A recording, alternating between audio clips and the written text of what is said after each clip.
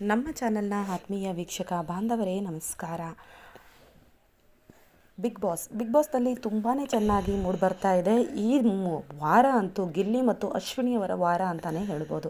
ಯಾಕೆ ಅಂದರೆ ಹೆಚ್ಚಿನ ಪ್ರೋಮೋಗಳಲ್ಲಿ ಎಪಿಸೋಡ್ಗಳಲ್ಲಿ ಈ ಇಬ್ಬರದೇ ಆಗ್ಬಿಟ್ಟಿದೆ. ಎಷ್ಟೊಂದು ಟಕ್ಕರ್ಗಳು, ಎಷ್ಟೊಂದು ಮಾತುಕತೆಗಳು, ಒಬ್ಬರಿಗೊಬ್ಬರು ಕೊಡುವಂತಹ ಆ ಟಕ್ಕರ್ ಮಾತುಗಳು ನೋಡೋದಕ್ಕೂ ವೀಕ್ಷಕರಿಗೆ ತುಂಬಾ ಮನರಂಜಿಸ್ತಾ ಇದೆ ಅಂತೂ 100% ಸತ್ಯ.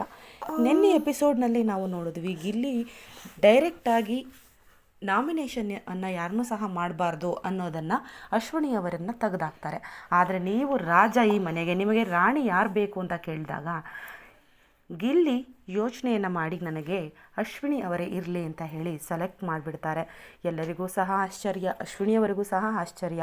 ಆದರೆ ಕ್ಯಾಪ್ಟನ್ಸಿ ಓಟದ ಫೈನಲ್ಗೆ ಅಶ್ವಿನಿಯವರು ಇರ್ತಾರೆ ಅನ್ನುವಂತಹ ಮಾತನ್ನು ಕೇಳಿ ಗಿಲ್ಲಿ ಅವರು ಸ್ವಲ್ಪ ನೊಂದ್ಕೊತಾರೆ. ಯಾಕಂದರೆ ಗಿಲ್ಲಿ ಯಾವಾಗೂ ಸಹ ನಾಮಿನೇಷನಲ್ಲಿ ಇರಿಸೋದಕ್ಕೆ ಅವಕಾಶವನ್ನು ಕೊಡ್ತಾ ಇರ್ತಾರೆ.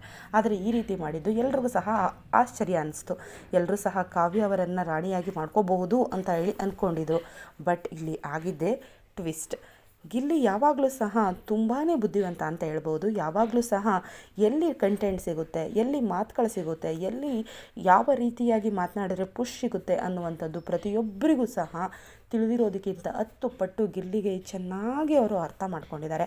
ಅಶ್ವಿನಿ ಏನು ಕಡಿಮೆ ಇಲ್ಲ, ಅಶ್ವಿನಿಯವ್ರಿಗೂ ಸಹ ಅಷ್ಟೇ ಎಲ್ಲಿ ಹೇಗಿರಬೇಕು ಅನ್ನೋದನ್ನು 100% ಇವರಿಗೆ ಗೊತ್ತಿದೆ.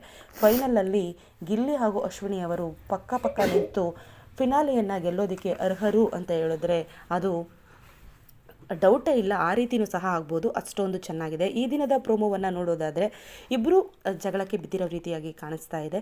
ಹಾಗೆಯೇ ಧ್ರುವಂತ್ ಅವರು ಸಹ ನೀವು ಹೋಗು ಮೊದಲು ಸ್ನಾನ ಮಾಡಿಕೊಂಡು ಬಾ ಅಂತ ಹೇಳ್ತಾರೆ. ಹಾಗೆ ಗಿಲ್ಲಿಯವರು ಜೋಕರ್ ಅಂತ ಹೇಳಿ ಅಶ್ವಿನಿ ಹೇಳ್ತಾರೆ. ಮೀಟ್ರ್ ಬೇಕು ಅಂತ ಹೇಳಿ ಎಲ್ಲಿಬ್ಬರೂ ಸಹ ಪೈಪೋಟಿಯನ್ನು ಮಾಡ್ತಾ ಇದ್ದಾರೆ. ನೋಡೋಣ ಏನಾಗುತ್ತೆ ಏನು ಅಂತ ಹೇಳಿ. ಗಿಲ್ಲಿಯವರು ಸಹ ಸ್ನಾನ ಮಾಡೋದಿಲ್ಲ ಅನ್ನೋದು ಸಹ ಇವರಿಗೆ ಒಂದು ಪ್ರಾಬ್ಲಮ್ ಅಂತಲೇ ಹೇಳ್ಬೋದು. ಹೋಗು ಸ್ನಾನ ಮಾಡೋಗು ಅಂದರೂ ಸಹ ಗಿಲ್ಲಿ ಸ್ನಾನ ಮಾಡೋದಿಲ್ಲ.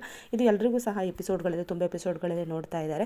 ನೋಡೋಣ ಈ ಎಪಿಸೋಡ್ನಲ್ಲಿ ಏನಾಗುತ್ತೆ ಅಂತ ಹೇಳಿ. ವಿಡಿಯೋ ಮತ್ತು ಮಾಹಿತಿ ಇಷ್ಟ ಆದರೆ ಲೈಕ್ ಮಾಡಿ, ಸಬ್ಸ್ಕ್ರೈಬ್ ಮಾಡಿ. Thank you for watching.